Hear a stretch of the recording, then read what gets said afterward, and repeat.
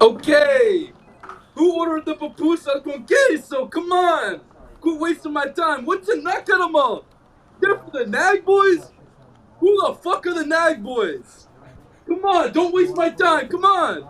Hey, take it easy. Hey, Colin, what's going on, man? Hey, what's up? What's up, guys? Hey, why's your little guy staring at me like that? He's trying to read your thoughts. It's like my tactic. It's my tactic. I don't know, man. I think he wants to throw down, man. Let's get it on, dude. After the show, you and me. All right, Don't look at me you like on? that. What's up then? What's up?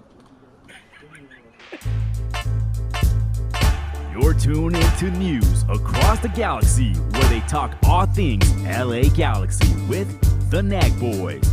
Let's start nagging. Oh, man. Good evening to you wherever you may be, and welcome to News Across the Galaxies, the midweek show. Coming at you live from the secret underwater NAG studios located somewhere in the murky depths of the MLS table. I'm your host, Edgar Zuniga, with the Salvi King himself on the ones and twos, Bryant Lobos. On tonight's show, we're going to go over some MLS news, talk briefly about the MLS All-Star Game, and preview this Friday's match between Houston Dynamo FC and LA Galaxy. And to help us do all that, coming at us live from Space City in his human avatar form, the host of the Keeping Tabs podcast, Colin Toro. What's up, Colin? Welcome back, Yo, dude. what's up? What's up? So happy to be here. So happy Thank you to so- talk about MLS, the Dynamo, the Galaxy. It's a great night. It's a great night to talk soccer. Thank you so much for joining us. How you been, dude? What's something different about your face? Yeah, man. Hey, I'm going with the clean shaven look. I think my chiseled face needs to be shown off. Like, look at that. Nah.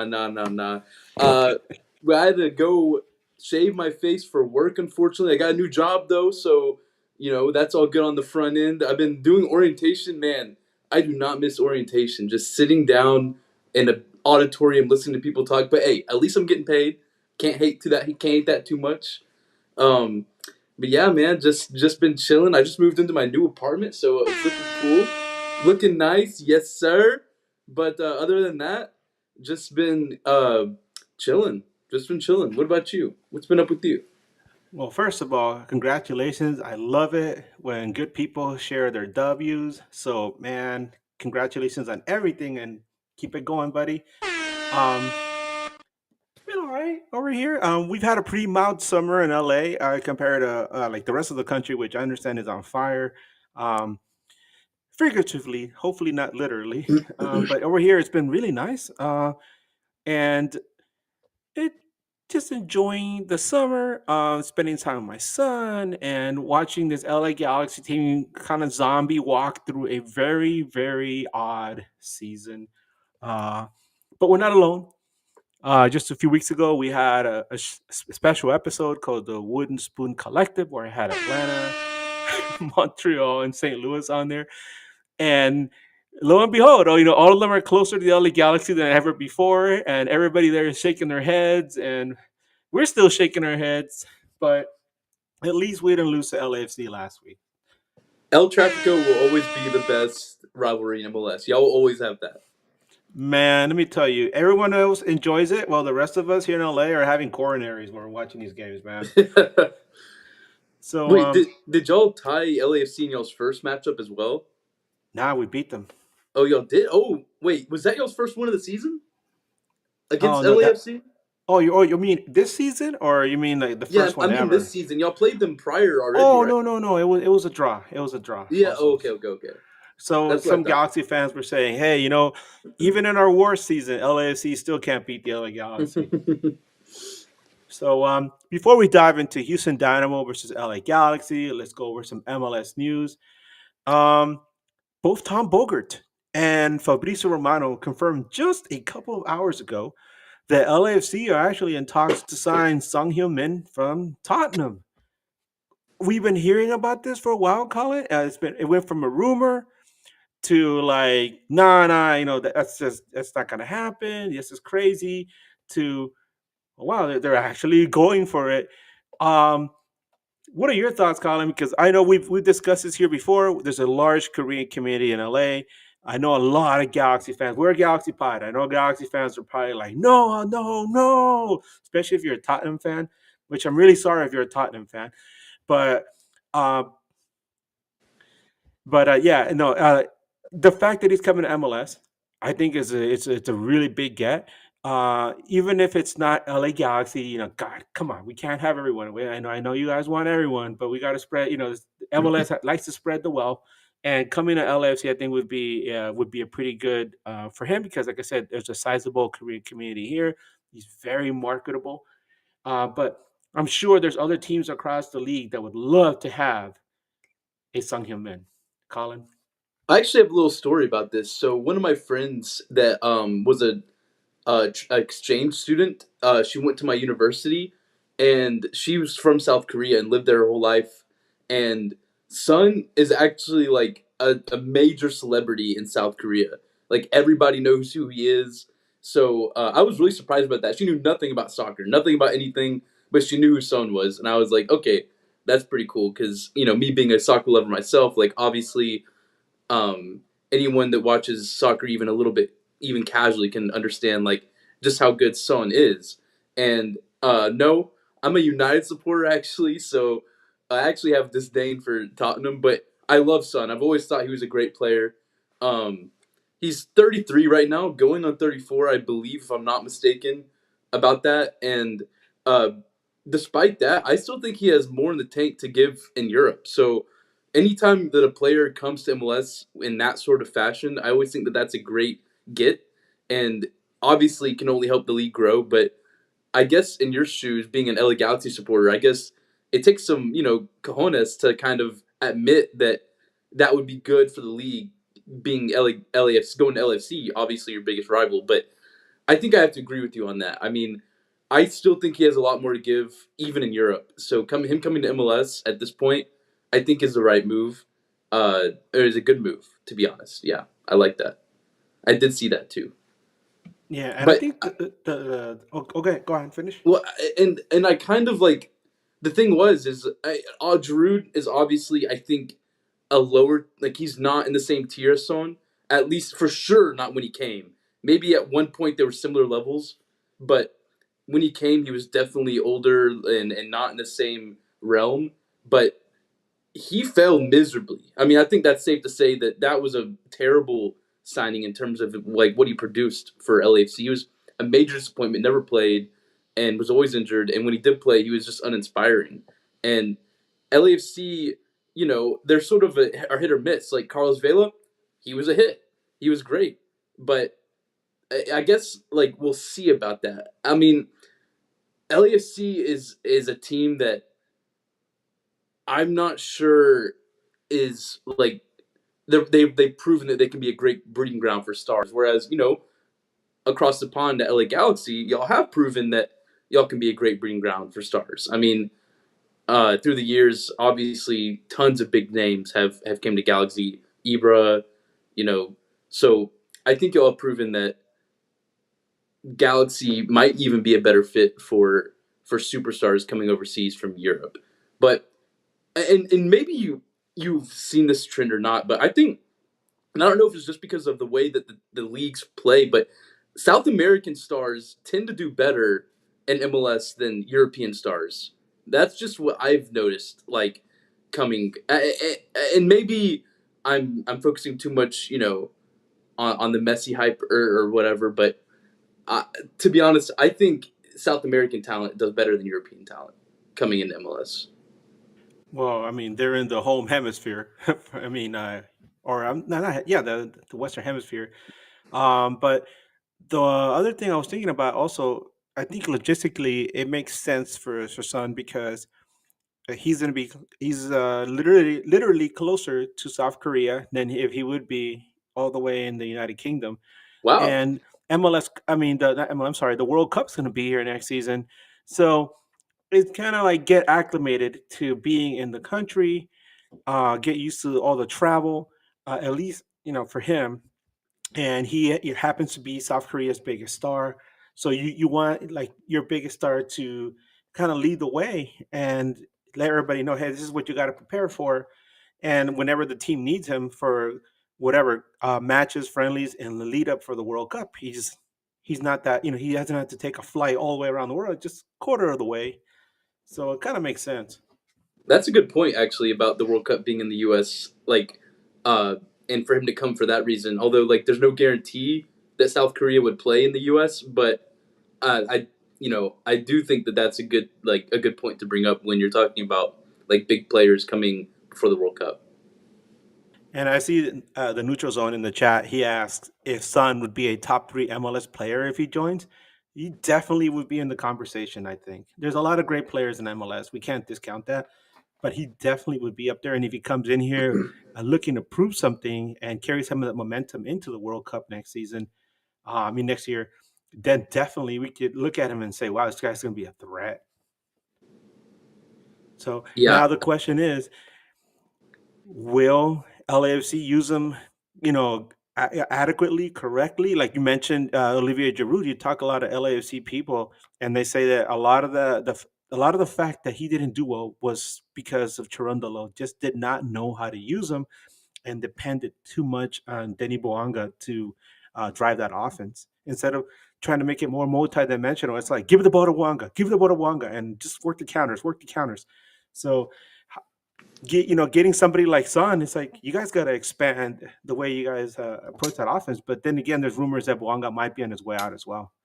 I think that that's such an odd like experience happening at LAFC right now with Toronto, like telling everyone that he's going to be gone like at the end of the season, and then like they're not doing. They're I actually don't know like their place on the table, but hearing from LAFC fans, you always hear the world is burning. So I'm assuming they're not doing as good as they should be, based off what I'm hearing. I have no idea where they are in the That's standings, funny. but No, they're doing fine. They're like up there and like near the top of the table. It's just weird, and they have games in hand because they were playing I'm sorry, in the Club World Cup. So they actually have three games in hand on San Diego FC, for example. So right now they're in fifth, and if I mean, we always think about games in hand as W's, right? But let's say they win two out of those three, they're definitely back in like within shot of first place.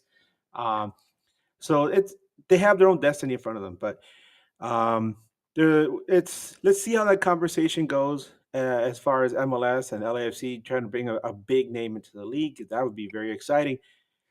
Um, Talking about big names, the 2025 MLS All Star Game is currently going on right now, and just goes to show how much we care about that game that we decided to start talking to each other about Galaxy and Houston and watching that match. Although I do know that Bryant is somewhere backstage right now watching it with the little blue guy. Your little blue guy, does he have a name by the way? that's just like me. Like it's just it's just supposed to be me. Like I never like really thought of it as like a separate like entity, I guess. Well, he's the little blue Colin, I guess. He's so Blue Colin and Bryant are in the back are backstage right now watching the MLS All Star Game, and if anybody scores, I'm sure they're gonna let us know. But interesting thing. First of all, no Galaxy players are going to MLS Cup. I mean to the MLS All Star Game. Oh well, who cares? Houston, anyone? No, and you know what? Like, I'll like save them the energy. Like, I'm fine. Like, we both. I think you can agree with me. Our focus should be on the league more than anything else at this point. Yeah.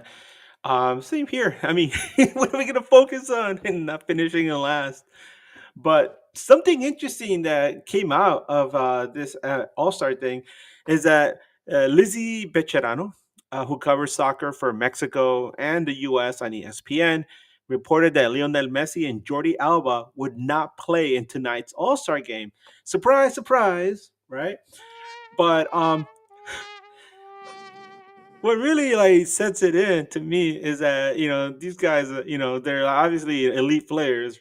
Well, they're gonna receive a one-match suspension per league rules, but they're not gonna be sanctioned immediately. So it just goes to show how everybody loves Messi here in the league, right? But some our good buddy Danny, who covers Inter Miami for the Herons, battered Herons, he said, "Hey, I wouldn't be surprised if they have Messi and Jordi Alba serve these suspensions on a 3 game week or something, and one of those matches where he's on international duty and like, they're just gonna be like, oh, he's suspended for that 1 game. Oh, okay, he's not here. And that's that." You know what really like irks me about that is like how the league treats like their like their like lover team differently. Like for instance, like Inter Miami is the league is literally cheating for them, and I do remember where Ibra, I believe it was Ibra, he missed the All Star match and boom, got the ban, and Yep. then the star of the league, the show boy Messi, it's it's just a terrible look for the league overall whenever your best player chooses not to show up to the All Star game. Like that's a bad look. Like that does not look good, and it just makes the league look unserious. And I've been so like adamant about this point about MLS needs to switch from like playing Mexico for an All Star game and just playing East versus West. Like I think that would be so much more Yes. interesting. Like I would actually watch that. I don't watch Liga MX All Stars versus MLS All Stars. I don't care. Like I genuinely don't care. I mean, and Liga MX does have like some pretty cool players playing. Like they have Sergio Ramos playing, which I think that's pretty cool. Uh, who else? I can't remember. It's I can't remember either because I'm not paying attention to the All Star game at all. no. What's the? I can't even remember. What's the guy from Colombia? What's his name? I'm drawing such a big blank. I don't even know why. For Liga MX? Yeah, yeah. Oh, James? Yes, yes, yes. And I didn't even know he was in Mexico until I saw a tweet saying he was in the All Star game. And another point I want to bring up about the All Star game is how they got Speed, literally the biggest streamer in the world right now. It's not even close. Like he's probably like categorized as a celebrity right now. They got Speed to do a skills challenge, and like nobody is talking about it. Like nobody cares. And if He like actually did pretty good. he did. He literally beat Evander, and he got the record for the most points scored in the penalty.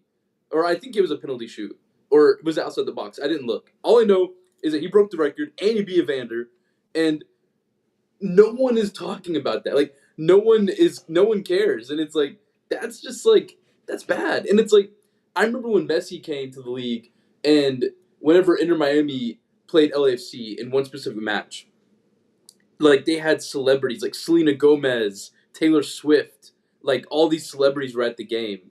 And it's like I really thought MLS was gonna take off after that, after seeing all that. But then the hype died down for Messi, and it's like we're back to where we were before. And it's like speed comes and no one cares. And I think that's a testament to the All Star game more than anything else. But yeah, I thought that was interesting to say the least. Yeah, I feel like I like Messi. I was a Barcelona. I mean, I've always been a Barcelona fan, and so I always hope he does well. But then he's not playing for LA Galaxy. So as far as MLS is concerned, I really don't care about Messi. And of course, I'm going to root for my team to beat his. But I feel like they've oversaturated the market with Messi at this point. You can't go anywhere without seeing Messi. I can't go to Target because there's Messi shirts on the racks. But I can't find any Galaxy ones. I'll find Messi shirts on the rack at Target. I'll go to Lowe's with my son. My son, we do that every month. We do this little DIY little thing for kids. We build like little crafts. This past week, we did a Leo Messi like little mini foosball table, and I was like, "What?" So you can't get away from him. He's everywhere. I know the league's trying to market the hell out of him as much as possible, but yes, we get it. We know he's there. We know he's there, and your typical American sports fan who doesn't know anything about the sport will probably wonder who he is and see that he's a foreigner and probably not even care at that point because he's not in the NFL or Major League Baseball or the NBA, and they're going to see soccer as like some weird thing that can't be understood. So I don't know. It's really strange. Wait, But I'm not over the foosball table yet. Is it like functional? Like can you actually play it? yeah, it's really cool. It's like a little table. It's about this big, No, and that's dope. That's dope, bro. yeah, You it's beat it's you really beat your cool. son, right? Like you beat him. Like you did Nah, not like. no, we go back and forth. He's only Oh, 5. okay. So, Does he play soccer? we try to get him to play, and he would just run off. Wait, how old is he? He's 5. Oh, okay. No, he's still like, yeah, he's still young. He's gonna grow into it. He's gonna grow into it. Yeah. So, and other MLS news, this is very interesting. We just talked about how bad like Galaxy's doing. Well, in the midst of one of the worst seasons by any club in MLS history, CF Montreal ownership posted a letter signed by their owner and club leadership apologizing to fans for not meeting, quote, the standards we set for ourselves, nor those you have the right to expect, end quote. They go on to declare that the club will undergo a rebuild to launch a new chapter at CF Montreal, and this will be reflected in upcoming transfer windows. I don't know what to say about Montreal. We had them on in for our Wooden Spoon Collective show just a few weeks ago, and I CF Montreal is starting to drift into that territory in my mind where I lumped them in with Columbus, the Columbus Blue Jackets, which means that I forget they exist. Because I always forget, and when I think of the NHL, I always forget the Columbus Blue Jackets exist. And now with Montreal, I'm like, oh yeah, there is a third Canadian team. I mean, because Toronto FC, they won some titles. They were a pretty prominent team until they had that hard fall. Vancouver, they're a pretty decent team. We saw how far they made it this year in the Champions Cup. But CF Montreal has fallen off the radar so hard that, like I said, I forget they even exist. So this is weird. Um, what do you make of this, Colin? I mean, what's your reaction to this? I mean, I know it's not Houston, but I mean, this is MLS related, and this is I the mean, worst team in the league right now. as a fan that suffers from like bad ownership, to be fair, I mean, we're lower. We're almost always like the lower team in spending. Like I think we're bottom three. I think right now when the newest one got released. So it I think as a fan I would respect that, but like we have to see it happen in action. Like you can't just say that and then not spend at least like top 50% in spending like at that point. And Montreal, like I agree, like they are a very forgettable club because I mean, one, we're also in the West, so it's like we don't really play them. I can't remember the last time other than um the most recent time. But really, I can't remember the last time we've been to Montreal and played them in Montreal. I know they have their little bell going on where they do the bell every time they score, and that's pretty cool. But like, they haven't really been relevant since they had like Didier Drogba. Like, do you remember that random period where Drogba played for them? Oh yeah, it was fun. Yeah, that They was they, fun. they were a That good was really team. fun. Like, but they haven't been relevant since then. They're always a team that I write off as being bad every year. Like them, like San Jose, like I Oh. no, come on, and a Dynamo like Well, if we forget, by the way, that not that long ago, Wilfred Nancy was the manager at Montreal, and then that's out of true. nowhere, they just dumped him, right? And or he parted ways with the team, and it's like they went from being a pretty good team to like you said, you're like, what? These guys exist? Damn. Um, so yeah, it makes me wonder, like, what are they gonna do? Are they gonna like splurge big this transfer window, or are they gonna do something in the winter? Because we were just talking about how bad LA Galaxy's been. Montreal's been so bad that a drunken, stumbling LA Galaxy just managed to like stumble past them in the standings. So Did y'all beat them? Wait, did y'all play them this season? no, we didn't get a chance to play them, but uh, LA Galaxy is ahead of them in the overall MLS standing is at this point. You know, I can't talk because they came to our house and like whooped us like 3-1 or some whatever. I turned the game off actually. Like I was just done with it. But yeah, like I forget what the score. I think it was 3-1 or something like that. But Yeah, we'll go over it in a bit.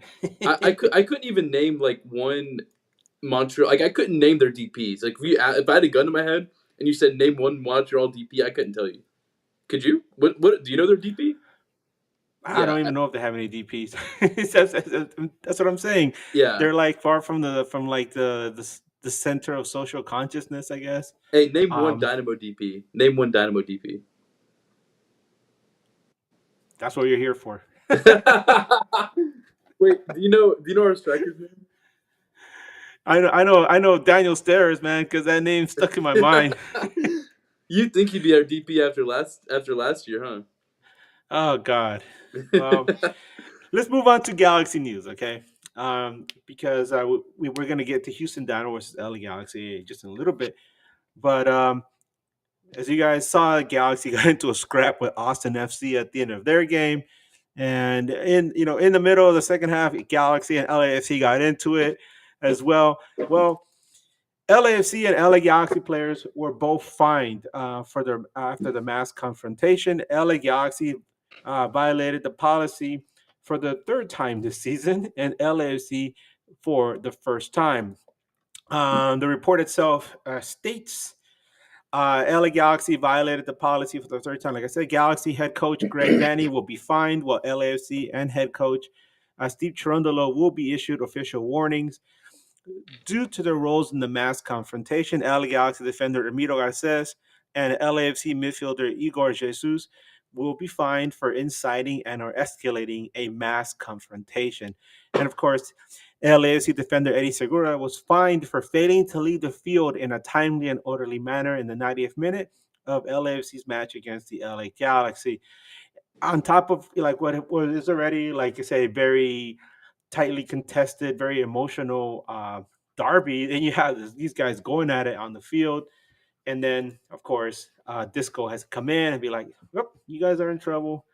Uh, just adds more to the lore of El Tráfico, and like you said, it's entertaining to you, right? Oh, absolutely, absolutely. I mean, it's definitely the best.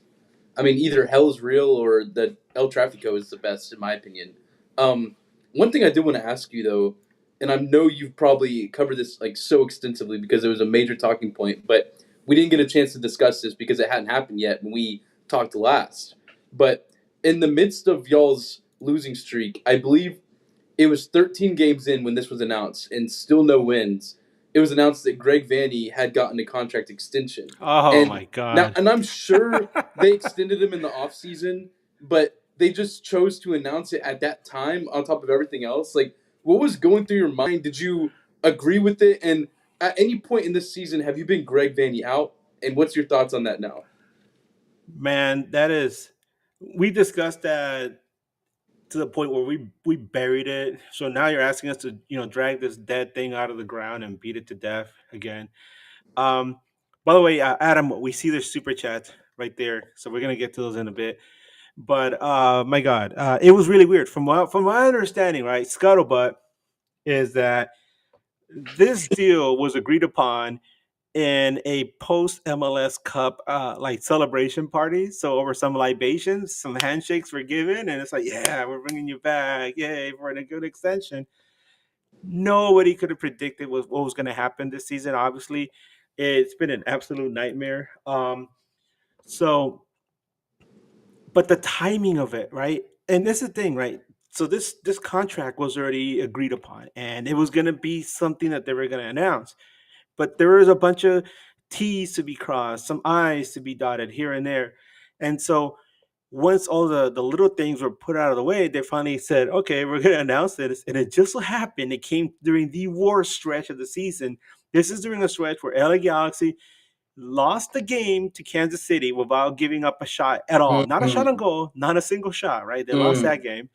Then they followed it up by getting absolutely just massacred and curb stomped in New York. And then they followed, and then after that, it was the match in Philly where they were up 2-0 at the half, ended up losing 3-2 at the death. And then Galaxy's like, hey, guess what? We're extending Greg Vanny. And everybody here lost their minds. Everybody was like, what the hell are you thinking? What are you doing? I mean, And to why be now? to be fair, this is like one of the like this is an anomaly. It truly what's happening to the Galaxy this season is truly an anomaly, and it will probably never happen again. I mean, y'all broke the God. record. I'm pretty sure for the most amount of or least amount like the longest stretch without a win. Right? Y'all do have that record now. Yep. Yeah, it'll never happen again. But I think that just opens up the argument for like Ricky Puig being probably the most important player for a team in the history of MLS. I mean, you'll go and win the MLS Cup, win the whole league, and then he gets injured, and then now you're at this point. But I guess technically he was injured before the final, right? Yeah, he got injured in the match against Seattle in the second half, right before Joveljic scored the game-winning goal. Didn't Joveljic, wasn't he the one that scored technically against y'all, or was it an own goal? Which one? Against Sporting Kansas City when y'all lost Oh, that was 1-0. an own goal. That was Maya Yoshida accident. He scored a really nice own goal, by the way. It was very nice. I've seen so much flack about Yoshida. Like, I've seen so much. And didn't I see something about his son liking LAFC more? Or, No, I don't know about that, but oh. but I, he's gotten a lot of criticism, but over the last week or so, he's shook some of that criticism off, especially with his performance late in the game against LAFC. He got into the middle of that fight between the both teams and separated his teammates, like the captain that he is, and then of course he scored that big goal right at the end there to bring the match level at 3-3. Um, but let's get into Houston Dynamo versus LA Galaxy. Unless you want me to talk to you more about my thoughts on the whole Greg Vanny thing. You asked me, right? By the way, I almost forgot. You asked me if I was ever Greg Vanny out. I've known Greg Vanny since he was a rookie, and when I used to cover the league, and I always liked him. I always felt like he's like a company guy, right? Somebody who's very loyal to the company. Um, and then he came over. I thought it was a fantastic thing, and then he went through some very difficult seasons. And finally, this past year, we saw what can happen when everybody's healthy and everybody plays the way he wants them to play, and it's fantastic. Vanny ball when everybody's healthy, when everybody's in a good mood, it is amazing thing to watch. We saw how they ran through the playoffs, but then I'll bring up something I brought up several times before. Our friend Bob Ventimiglia, who covers Red Bull for the Designated Pundits, he said that Vanny it's a type of manager, and he saw the same thing in Toronto. It's a type of manager where everything has to be perfect in order for his teams to do well. When there's injuries, or for some reason players not available, or there's some kind of discontent, he's just not able to get his teams to roll with the punches, I guess you could say. He's not very flexible with that, and it's very hard for him to make adjustments so that his teams can remain competitive. We've been seeing that this year, and granted, it's been difficult. Galaxy lost some important players, but they still retained the majority of the players that were there in that run to MLS Cup.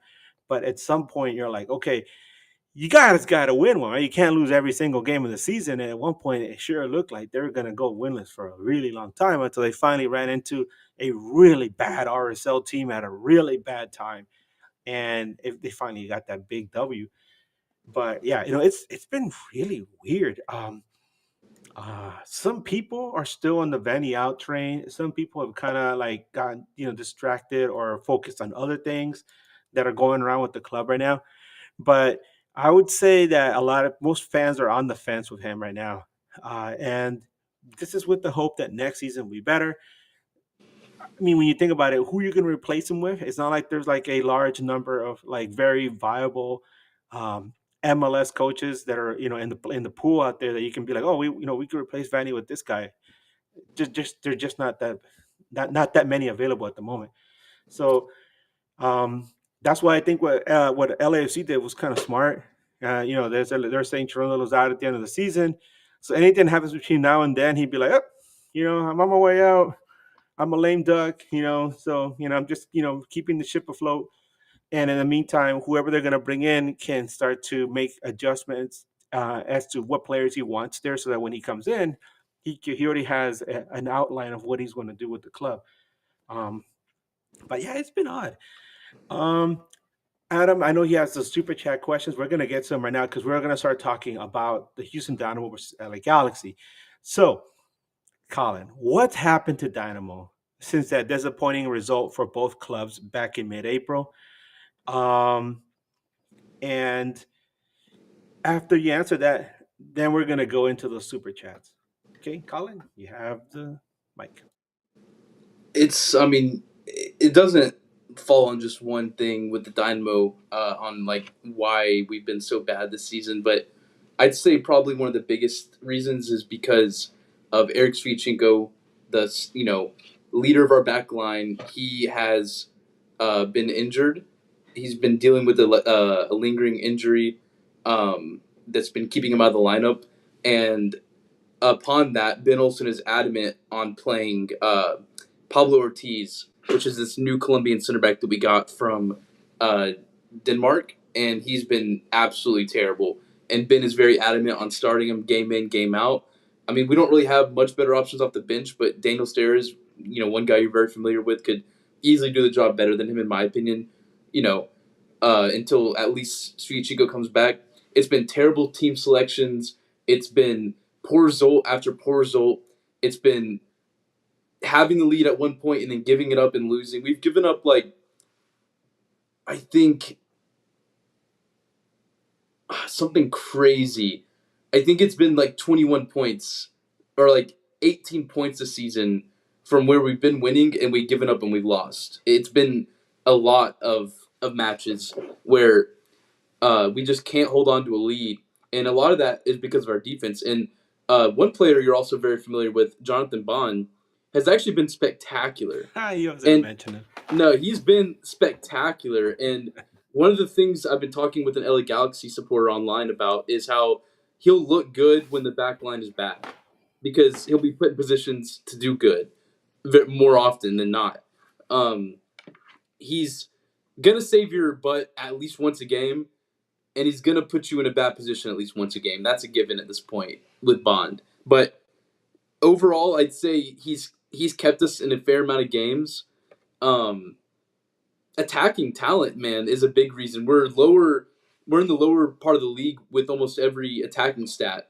Big chances created, shots on goal, goals, XG. We're all near the bottom in every one of those categories. We have no real attacking threat, really. I mean, you could say Jack McGlynn, sure, but he's been away with the U.S. men's national team on 2 separate occasions, so we've missed him for about, I think, 4 or 5 games altogether throughout the season. Ezekiel Ponce leads the team with 7 goals, but he can't seem to put the ball in the back of the net whenever he has a real opportunity. It's just no one on this team is really that much of a threat except Lawrence Anali. He's a U22 player that just recently came back from an ACL injury that he got last year against LAFC late in the season. And he's been a great spark. He's been a great thing to see. But he's still so young and he's still so raw that he can't be the best player on the team, and yet he is. And whenever a player like that is your best player, you're just not going to have that much success. And we just lack identity. There's nothing I can say about this team where I'm like, yep, that's how we play. I'm sure last year in 2024, you said Greg Vanney, things had to be perfect. I'm sure you knew exactly the style of football that y'all played. I'm sure you knew when y'all were going to press, when y'all were going to cross, when y'all were going to pass down the middle. There's none of that with the Dynamo. There's no organization. It's bad team selection, such as Griffin Dorsey leads the team in goals and assists, leads the team in assists, and he's on the bench for no apparent reason. He's just out of the lineup. No explanation. Nothing has been said about it. He started last game, and again, he hasn't been playing, so he's looked rusty, so he didn't do good, which is unfortunate because that's another reason it's going to possibly keep him out of the lineup. It's honestly just not good enough on every end of the pitch. I know that's not exactly the answer you're looking for, but attacking-wise, we've been poor. Midfield-wise, we're not creating. Defensively, we're giving too much goals. It's everything. There's nothing about this team that we do well. That's the problem. So, my God. yeah, it is bad. Trust me. And whenever you think of the Dynamo, especially as a Galaxy fan, with the LA Galaxy playing in Houston on decision day multiple times in the past couple years, and it being a deciding factor in both of our seasons multiple times, you might have an idea that the Dynamo are at least good at home, right? That we're at least okay at home. And that's been true. You can look at the stats. For the majority of our tenure as a team, we've built a fortress around our stadium. That's where we're good. We're bad away, good at home. That's usually how we are. It's flip flopped, and we're bad both now. Like we're bad away and at Mm. home, but we're just so bad that our away record is better than our home record. Like I mentioned before, we have the worst home record in the league. We've given up the most goals at home in the league. We have the most losses at home in the league, and we have the most losses at home in the season since we moved to BBVA Compass Stadium, or not BBVA, sorry, Shell Energy Stadium. And since in I think that was 2008. I'm not exactly sure when we moved there, but since we moved there, this is the worst home record we've ever had. We've had 7 losses, I believe, so far, and that's the most losses we ever had at home in season. Even when we were bottom of the table, we never were that bad. So everything about this season is bad. I can't tell you a single thing that we do well or a single thing that defines us as a team. That's how bad it is. You mentioned a couple things. The first one is Jonathan Bond, right? And one of the things that Galaxy fans used to say about Bond is that he wasn't that reliable. Good shot stopper, right? When called upon. But you said something funny that one of our nag boys, Eddie, would always say. He would say, you know how the Spider Man Family Guy would always show up and be like, everybody gets one. That was Yes, I do. Bond I in know every that. I game. know that. That's Jonathan Bond in every game. In every game, he gets one. Everybody gets one, and that's it. So it's like But yeah, either that's either referencing everybody gets one, like he gets a big save, or everybody gets one, like everybody gets a goal. Like wow, damn. Yeah, but yeah, no, but he's a nice guy. But yeah, he's definitely not a top tier MLS goalkeeper. The other thing you mentioned, and this is like a big thing, especially for teams that want to be successful, is you want to have an identity. And one of the a sign that your team is probably in trouble or going through a period of transition is when you don't have a certain identity. Teams that are really bad because for some reason they argue within, or they're just not a good team. They don't have good players. They have that identity. Like you're like, yeah, these guys are terrible. I'm talking like last year's Chicago White Sox in Major League Baseball, terrible team, right? Or the Oakland A's. I mean, I'm sorry, the A's, terrible team. They don't have anybody you can think of that. Okay, here's a good player on this team. No, they're terrible all across, and that's their identity. And then you have teams that are really good, and their identity is based on the players that they have, and they have that winning identity.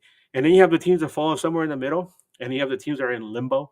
And I feel like the way you're describing Houston, it seems like they're kind of in limbo right now. And it's kind of like with the LA Galaxy. Yeah, they have that MLS Cup, but what's the real identity of this team? I guess they like to scrap with people. They scrapped with Austin, they scrapped with LAFC. I know they had another scrap earlier in the season, so maybe it's a scrappy team that just starting to figure that out for themselves. Um, but so we're gonna address those super chats right now. But let me get this out of the way first because it's worth mentioning. Houston's season has been strange. Obviously, it's been feast or famine, right? Like you said, y'all lost 3-1 in Montreal, and then you went on to win in San Diego a few weeks later. And then most recently, you got smashed in Vancouver, and then you went to Philly, one of the best teams in the league, and you worked them for a 1-1 draw. Like, wow, that's just amazing to me. How you go from night to day just like that. So let's address the first super chat. We're gonna address these three right now. So Brian, let's do the twinkle to heal Ricky Puja's knee. Every time you hear that twinkle, that's what it is, Colin. We're healing his knee. I like that. First super chat, Adam, $5. Thank you so much, Adam. He asks, does Houston have any championship hopes in the next few years? No, because LA Galaxy may not have the most rambunctious, most flamboyant owner, but LA is a market. Team players, big players want to move there. That's what LA Galaxy have going for them. Y'all will always be in the runnings, in the talks for big European players to come live there, like Marco Royce. Houston would never, ever in a million years have a chance to get a Marco Royce, ever in a million years have a chance to get an Ibra, because Houston is not a favorable market. It's hot, it's scummy, it's, trafficky. It's just not. So we're just the only way I see us really like running for a championship in ever in the future would be if we somehow got a new ownership group, one that would spend, because you can not be a favorable market and then spend like Cincy. Cincy spends money. Like they're not like that's not a necessarily favorable market, but you can get, Lucho Acosta to live there. I know he doesn't anymore, but I'm just saying, like, with money, money talks. So until we get a new owner, like, we don't have a market going for us. So we're not going to get any good players. Hector Herrera, that was good. He was a Mexican legend, but he's not a Marco Royce. He never was a Marco Royce, to be fair. But no, I don't think there's a chance for any championship unless you consider like the U.S. Open Cup a championship, which I don't think that's what you mean. Um, so no, we Hey, don't. we, Unfortunately, we we love the Open Cup on this show, so I mean that's something, right? Something you that put is. up on the trophy shelf. Um, the second super chat, and we kind of talked about this already, but let's address it. Adam asks, $2 super chat. Thanks again, Adam. He asks, how has Bond been in goal for Houston this season? We talked about this already a little bit, but can you give us a little bit more on him? Sure, sure. Thanks for the question, Adam. So Bond has been good. Like, comparing, to all the other players on the pitch, he's been one of our best players, one of our best performers. He has a good amount of clean sheets, to be fair. Um, it's just the problem is, like we just mentioned with the Spider-Man theme of Family Guy, where you get one, and that can mean two things. That can mean you get a big save from me, which he'll get every game, or you'll get a goal let in, which he gets mostly every game. Like, there's always a goal, there's always a play where I'm like, ooh, that doesn't look good. Like, ooh, don't do that. Like, that's that's a bad play, and he's very very prone to those mistakes. He's not necessarily great with his feet, which is a knock, because any team, I think, that really wants to succeed in like soccer in this age, like, needs a goalkeeper that's competent with their feet. I mean, that's how you play real possession style soccer. That's how you keep the ball. You need a player that can play with their feet. Bond, he can't, which is fine. Like, with Hector Herrera gone, we're not really a possession based team anymore, anyways. So I guess he doesn't need to be. But in the future, if that's ever what we want to do again, Bond can't be the guy for the job. But if you look at what's happened this season, we've had two goalkeeper injuries. Andrew Tarbell was originally our starter towards ACL.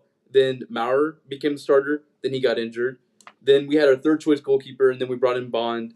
So we've had a lot of injuries to goalkeepers. So given everything that happened, he came in the middle of the season. He's done about as good as you could ask for. He's probably one of the better players on a really bad team. That's about as good as I could say it. Um, I think most Houston fans would hold him in high regards if you ask them right now, because there's very little good things we can hold on to, and Bond he's been good. So I think if you ask most Houston fans, they would think highly of him, including myself. I like him. Maybe not the guy for the future, but I can't hate him. Any chance we get to see him start this Friday? Oh, absolutely, absolutely. He's Oh, hell yeah. 100% gonna start. Let's go. He's 100% gonna start. Yeah, because I don't think he didn't start versus y'all whenever we went to LA, because we had just got him, so he wasn't starting. But yes, he will 100% start. All right, let's get to the third super chat because that'll lead us to our next question.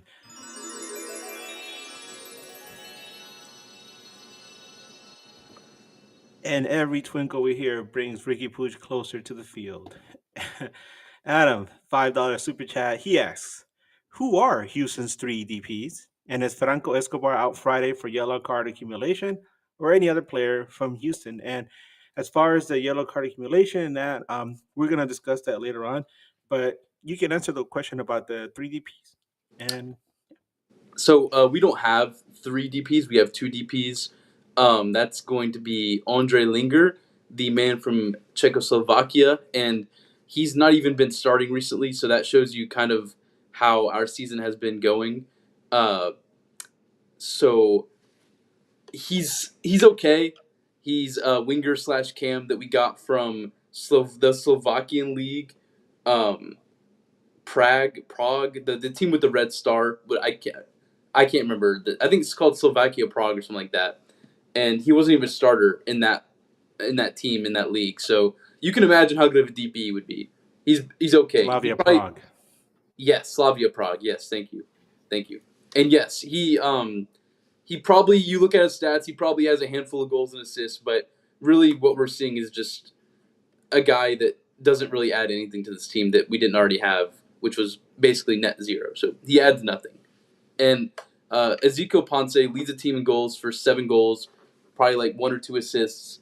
Um, we broke the bank on him, and that's one big talking point with Houston Dynamo fans about Pat Onstad, who is our current general manager, is how he broke the bank 2 separate times. He has a transfer record 2 separate times for the Dynamo for strikers, and both of them are considered major failures, considered their price tag. The first one was in 2022 with Sebastian Ferreira, and we bought him for around $4 million from the Paraguayan league at Libertad, and obviously he's not with us anymore. He's somewhere off in Brazil, I think in the Serie A, and he was terrible. He got like 1 goal in 2024, and then we got Ezekiel Ponce later on that summer. We spent like I think around $8 million for Ezekiel Ponce. We got him from the Greek Whoa. league. Yeah. $8 From million Athens, right? for a guy that you like, and I don't blame you. Trust me, I just wanted to see where you're at. Like, I don't blame you not knowing our DPS, but that just goes to show like spending $8 million on a player that you don't even know is bad. So, yeah, it's Andre Linger and Ezekiel Ponce. But watching them play, looking at the field, you wouldn't know who our DPS were because that's how mid they are. So that's a big talking point with Pat Onstad right now, and he's definitely in the hot seat because he's very hit or miss, and he misses on the big signings. He hits on the little signings, misses on the big signings. You kind of answered one of my questions there, which was going to be who's had the greatest impact on the club this season. You've mentioned Jonathan Bond on several occasions. Um, so maybe you can address that, more in depth. But piggybacking on that and off some of the super chats that we had, is Houston Dynamo looking to bolster the club with any signings during this summer transfer window? So I would say Bond is probably second best. Jack McGlynn has been a prodigy. He's been great. He's been everything we've been promised. He is a bright spot. Unfortunately, at just 20 years old, he's not been enough. And for everyone there that hasn't been that, for everyone listening that hasn't been there since the beginning, I did mention how he's been off with the U.S. men's national team on 2 separate occasions for 2 separate camps during the season. So he's missed a handful of games because of that. Um, but every chance he's been getting, he's been great. He scored a great penalty versus Philadelphia in our 1-1 draw last week. So that was good to see. Score against his boyhood club. I would say it's Jack McGlynn. It's hard for me to really put an attacking minded player as the best because we've been so bad attacking, but he's only 20 years old. There's only so much he can do. So I would go Jack McGlynn as our best player. And as for DP, we are currently slated at the 4 U22 players and 2 DPs right now. So we would have to buy down Andre Linger, that is capable of doing. Our general manager has come out publicly and said that that's something we can do. He didn't necessarily say it's something we will do. Knowing our owner and knowing our spending and knowing what we usually do, I would say we might get a TAM player, but I'd say there's a very low shot we get a DP. And usually around this time, you're kind of seeing rumblings of something happening if that's the case, and I don't think that's the case. Pat Onstad is very adamant in the offseason that he does not like bringing in high-quality signings in the summer because of how hard it is to get them to transition, as I'm sure everyone in MLS knows how the jacked-up schedule is, which, off-topic, looks like they're possibly talking about switching that, which would be great. I would love that. I would love a change of schedule for that very reason. But yeah, I would say no. I don't think we're going to bolster our team with anyone significant that can change the way that the trajectory is looking. To be honest. Okay. Um, let's look at the table positions right now. By the way, we've been talking about how bad Houston Dynamo's been doing this season. Let's look at it right now. Houston right now sits in 11th place in the West, 21st overall in MLS. LA Galaxy, last place in the West, 29th overall in MLS, and creeping up on moribund St. Louis City and DC United, who Galaxy could leapfrog this weekend if the results align. So, it could happen. We could jump over St. Louis there, and St. Louis could start having, a bigger conniption than they've been having so far. Um, All-time records between Houston Dynamo and LA Galaxy. They've faced each other 40 times in the regular season. This is rare. It's one of the few teams, or maybe one or two teams, that actually has a winning record with LA Galaxy. I know St. Louis does, but Dynamo have 15 wins. Galaxy have 14. With 11 draws between both teams. On the road versus Houston, Dynamo has 10 wins. Galaxy has 7, with 4 draws between both teams. Um, the last time out was earlier this year, April 12th, 2025. LA Galaxy and Houston Dynamo tied 1-1. Ezequiel Ponce put Houston ahead in the 14th minute, but Galaxy was able to level things in the 57th minute with a fantastic free kick goal by Diego Fagundes. I know that Bryant and I, we were up in the second level on the other side of the field watching this, and we said, oh, I think he's going to score a banger here. It was an amazing shot. It was probably one of the highlights of the season. Galaxy was able to finally get some points. It was the first points that they got all season long in the MLS. Um, the last time Galaxy won in the regular season at Shell Energy Stadium was on October 9th, 2022, when Galaxy overcame an early goal by Houston Sebastian Ferreira with goals by Ricky Puig, Chicharito, and Dejan Joveljic.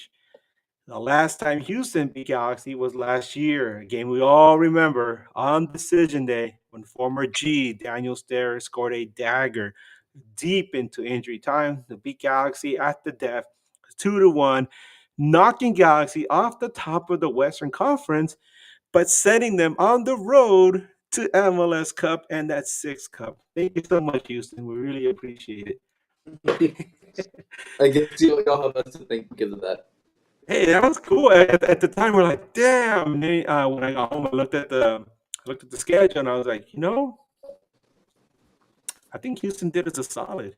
You know what sucks is that us winning that game was bad for us because it gave us the worst. We had to play Seattle as opposed to playing RSL. So yeah, it was bad. Like that was actually not a good thing. Hey, man, that's what we all get, right? So, player availability report for LA Galaxy. Obviously, Ricky Puig is getting closer and closer to coming back. We expect him to be coming back for League's Cup, maybe sometime in mid-August, but he's already training with the team. As far as disciplinary, Edwin Cerrillo, Carlos Emiro Garces, and Isaiah Parente are all one yellow card away from a suspension or fine. What can you tell us about Houston, Colin? So as mentioned earlier, Eric Svinchenko is still out, so we won't see him, our starting center back. Uh, and I know Adam asked about Franco Escobar, and if I remember correctly, I did hear during that match that Franco Escobar will be suspended for this game. I'm not 1,000,000% sure, but I'm pretty sure that he's going to be suspended. And even if he's not, he did pick up an injury where he had to like get carried off the field pretty much. So it doesn't appear that serious. It looked like a rolled ankle or something with his ankle, but even if he wasn't suspended, I don't think we see him anyways. So I don't think he'll be playing. That's the only player that is going to be out really for the Dynamo on an injury. Tactically speaking, especially Houston fans might want to listen to this. LA Galaxy's strengths include shooting from direct free kicks. We just mentioned how Diego Funes scored a banger earlier this season. Galaxy is also very good at counterattacks and coming back from losing positions, which is crazy because this team has been so awful all season. And hey, they came back against LAFC. They've done it a couple of times in the season. They're not rolling over like they were earlier in the year. Um, weaknesses. There are a lot of them, but the ones that really stand out, this team is really bad at aerial duels. They're really bad at defending against long shots, against through ball attacks. The middle is very soft. And they're also very bad at avoiding individual errors. We've seen this throughout the entire season where they will play a pretty gritty match that comes down to individual error. And then you're left wondering, what if so and so hadn't done that? We would have got 3 points, maybe salvage the draw. Galaxy style play favors attacking down the right side. They take a lot of long shots. They're all about short passes, obviously possession football, and then spreading this across the width of the field. What can you tell us about Houston, tactically speaking? So our biggest strength is set pieces. We have Jack McGlynn, the set piece specialist. He can kick it with his left. He can curl it with his right. He's really versatile. Um, we have we're up in the upper echelon in terms of teams on set piece goals this season, and I believe our goal came, which was a penalty kick. Our penalty kick came from uh, a set piece indirectly. I'm pretty sure. If I could be wrong about that, but I'm pretty sure if I remember correctly, that's what happened against Philadelphia. Our biggest weakness is counterattacks. We're super weak on that. We're also very weak on long ball situations. Any over the top long ball is gonna put us in distress, absolute distress. Our center back pairing is obviously a huge weak link to this team, and there's not really great chemistry between Ethan Bartlow and Pablo Ortiz, who are the two starting center backs that Ben Olsen is going to go with. So I would say pinging over the top long balls, like that's the way to go to break down this team. Y'all don't need to possessively, slowly, methodically break down this team. Just over the top long ball counterattacks and boom, we have nothing to do against that. Oof. Well, LA Galaxy's top players, Marco Royce has 5 goals and 6 assists. Gabriel Peck with his brace this past weekend, he's now tied with Marco Royce with 5 goals as well, in addition to 2 assists. And then behind them, you have Joseph Paintsil, Diego Fagundes, and Chris Ramirez, each with 4 goals. Um, what about for Houston? I know you said you guys have had issues scoring goals. If anybody's going to score goals, who has been the top goal scorer for the club? You said Jack McGlynn, you said? It's Ezekiel Ponce, the top goal scorer. He has 7, but it's honestly a fluke. He got braced against San Diego, and that whole game was a fluke. Like everything about that game just was very fluky. So yeah, he has 7 goals, but it really doesn't feel like that being a Dynamo supporter. It feels like every time he's in front of the net, he just can't seem to finish. So I would really not pose him as a huge threat if I'm a Galaxy supporter. Jack McGlynn is easily our biggest attacking threat for sure, along with Lawrence and Ali. Those two guys can stretch the width and can also cut inside. Jack McGlynn, usually thought of more as a midfielder, has really played on the wing pretty much. He's really played on the wide. If you ever watched the U.S. men's national team in the Gold Cup, like Jack McGlynn is played in the same exact way at the Dynamo that he is on the U.S. is sort of like a right winger, which is really weird because he's not fast and he doesn't really defend that well. But yeah, I would say that those two are the best players, and obviously Jonathan Bond too. But he's very very vulnerable. Is a good way to put it. So we talked a little bit about this already here and there, but Colin, this is where you get to tell us what will it take for LA Galaxy to defeat Dynamo this time around. Like you said, last time it was a 1-1 draw. I remember back then you predicted Galaxy was going to win that match, and we had a 1-1 draw. But what's it going to take for Galaxy to beat the Dynamo this time around? I would say long balls. I would really say. I mean, I know those are lower variance, but like lower variance shots or lower variance passes. But this team is so vulnerable when it comes to long over the top balls or long through balls because there's really a huge disconnect when it comes from the center backs to the midfield. So there's always large spaces available. So, yeah, I would say crosses and long balls is how you're going to beat this team. But really, this team is just vulnerable on every angle, so it's not going to take much. And you'll see my prediction whenever we get to that it's not going to take much. And that brings us to the ref report. Uh, we're getting a really interesting referee for this one, Colin. I read your um, report. I read your report. oh yeah. So everyone, listen up. Izmir Pekmik is going to be the referee for this match. In addition to MLS, Pekmik has refereed in USL Championship and the US Open Cup. Since 2020, Pekmik has refereed in 68 MLS regular season matches, five of those with Houston Dynamo, who have a record of 4 wins, one draw, no losses, all of them at home. He's done four matches with LA Galaxy for a record of 3 wins, no draws, one loss, including 2 wins, no draws, and one loss away. Picnic's last Houston Dynamo match, it was a doozy, man. It was a 2-1 win versus San Jose Earthquakes at home on March 30th of 2024. He handed out 2 yellows to Houston, 5 to San Jose, including a second yellow for that led to a red, and another that was a straight red to San Jose. His last LA Galaxy match was a 3-2 win versus Colorado Rapids at home on July 17th, 2024, where he handed out 1 yellow to LA Galaxy and 4 to Colorado. This is going to be his 13th MLS match of 2025.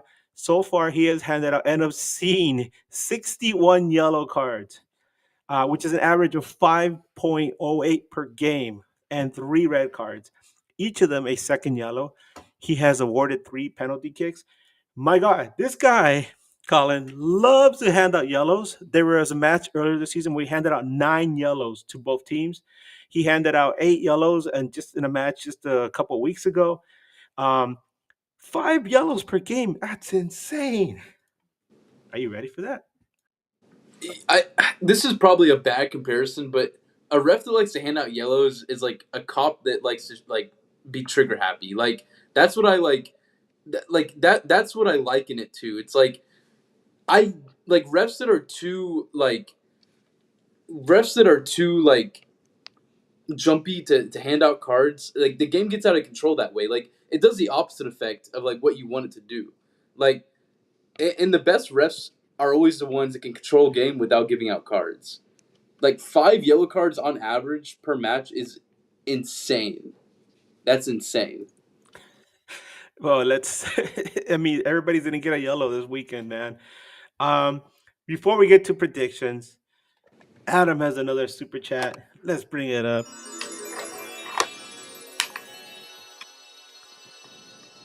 Adam, there's a $2 super chat. He asks, "Is James Harden and I'm gonna throw in Oscar De La Hoya as well? Is James Harden still minority owner of Houston Dynamo?" Yes. James Harden is also Tim Howard too, which a lot of people may not know. Wow. Yeah, I know. I trust me. I didn't even know until recently that he was. Um, but yeah, he is. He doesn't really show up to any games or show support, but he is allegedly still a minority owner. Oscar De La Hoya, no, he's not. He whenever he sold the club, he sold his stakes to our new owner or our current owner. Do you wish that Hoya was still owning the team? No, no, he was terrible. He was Oh. terrible, man. Oh. I got So love though, lots of love. yeah. So let's get to predictions, Colin. You're a guest, so you get to have the pulpit, my friend. I'm gonna go. I'm so between on two scores, like either 0-0 or 0-1. I'm gonna go. Okay, I want to before I give my score, I want to say this because you did talk about that Philadelphia game and how it was a good result, but like context matters so much in this. Philadelphia had 7 changes to the lineup, and some of those players were bench players coming in, and their best players were on the bench, and I think that matters a whole lot whenever you think about that, especially with Philadelphia coming down, playing in the heat and humidity. It was like 90 degrees when they played. That always affects things. And then they were still able to eke out a draw with, half their team, more than half their team on the bench. So given that, I'm gonna say that that result really is not as good as it looks. In fact, the Dynamo, we can't be affording anything but wins at this point, especially at home. With that being said, I'm going to go 0-1 loss. This team can't score goals. This team, I know. Trust me. Trust me when I say that you think your team is bad. But you have players with 4 goals, 4 goals, 4 goals, 5 goals, 6 goals, or whatever. We have a player with 7 goals, and then the drop off is like 3 or something like that.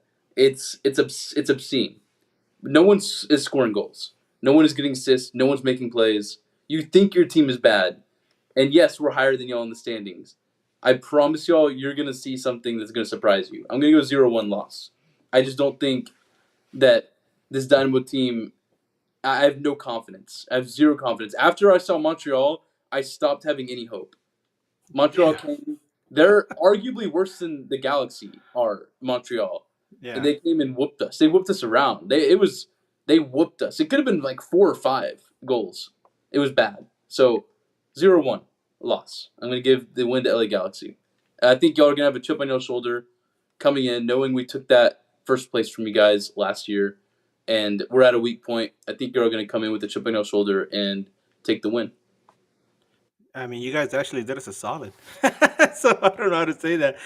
Um, I mean, it's a very interesting thing. Yeah, Galaxy losing that match on decision day, but it actually put us on the right path to MLS Cup. So I don't know. It's a weird situation.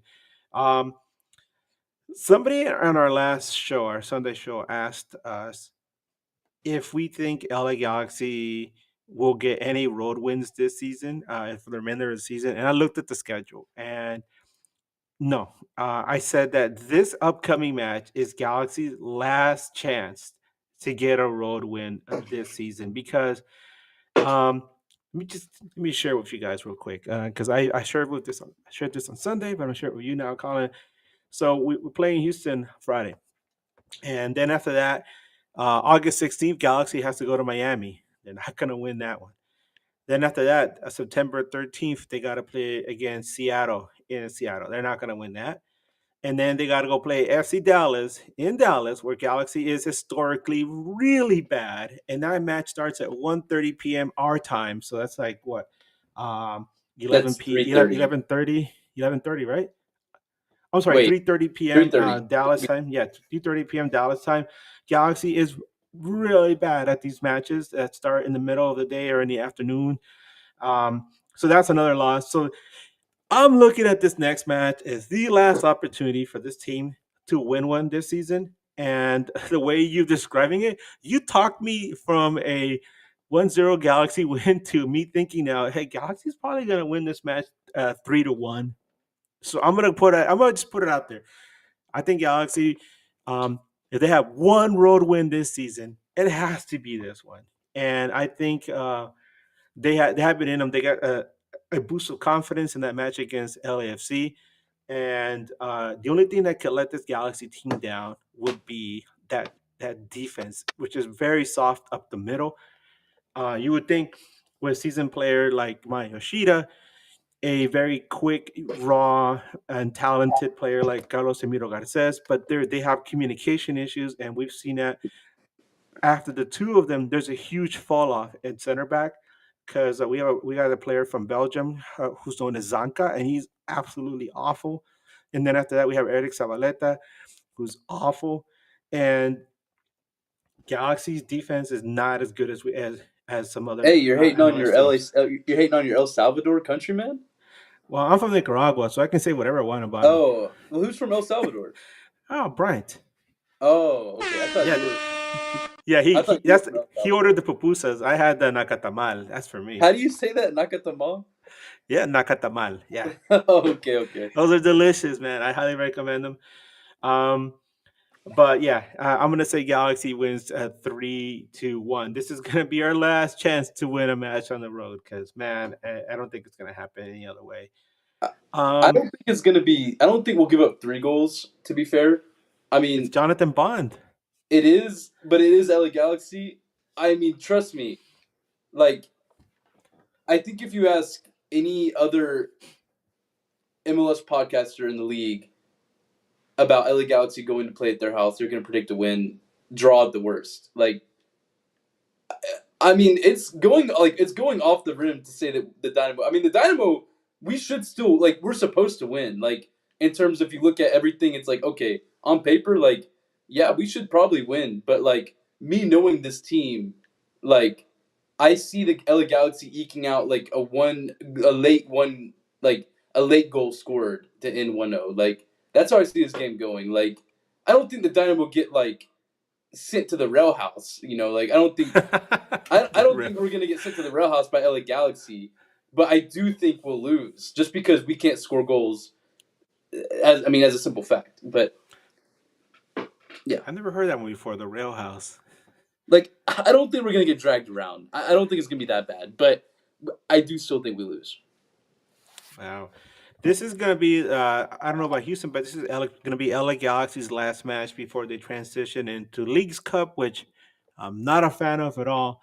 But in a season which has been so bad, Galaxy, this is one of the few chances that they're going to have at silverware, unless they make this incredible run to MLS Cup playoffs, which I don't think is going to happen. But yeah, it's going to be the last match before Leagues Cup. And it might be the last match before LA Galaxy sees the return of a Ricky Puig. Aren't you glad you're not going to get to face him? Yeah. I mean, I think, like I said, like I think we lose either way. But I mean, if y'all did have Ricky Puig, then maybe it would be 3-1 at that point. Like, wow, you never know with this team. They might surprise us on Friday. Like, hey, guess who's coming off the bench? It's Ricky Puig, and then the crowd goes mild.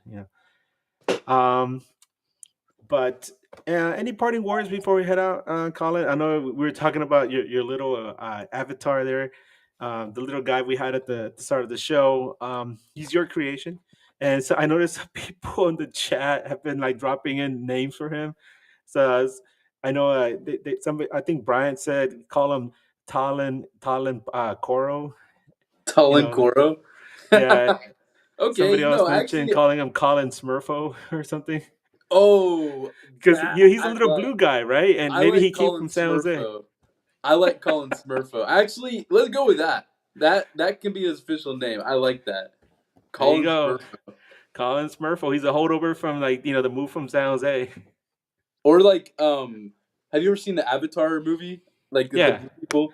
Yeah. The Na'vi. Yeah, they're blue, right? Yeah. Oh man, he's my avatar. Like he is my avatar. He is your avatar. He's a little dude, right? That was you talking, right? As we were like getting on the show. Well, socials, sir. Tell us where people can find you, whether it's following Houston Dynamo or just MLS in general, because I know you post about MLS as well. You can follow us at Keeping Tabs Pod on X. I still want to say Twitter every time I think of that app. It's Twitter, baby. It has to be like X. What is going on with X? That's never gonna sit right with me. You can follow me on at Keep Tabs. We post Dynamo, we post MLS. We talk about all soccer, mainly Dynamo, but there's a place for everybody. And for any Houston fans that are wondering, my name is Edgar Zuniga. I've been covering MLS for 28 years now. Wow, 28 years, and I cover mostly LA Galaxy, but you're going to see that I post a lot of stuff about not just Galaxy, but MLS on Twitter. I also have an Instagram page, and I'm also on Blue Sky. My Instagram it's a lot different. I have interviews with fans, not just from Galaxy, but other teams.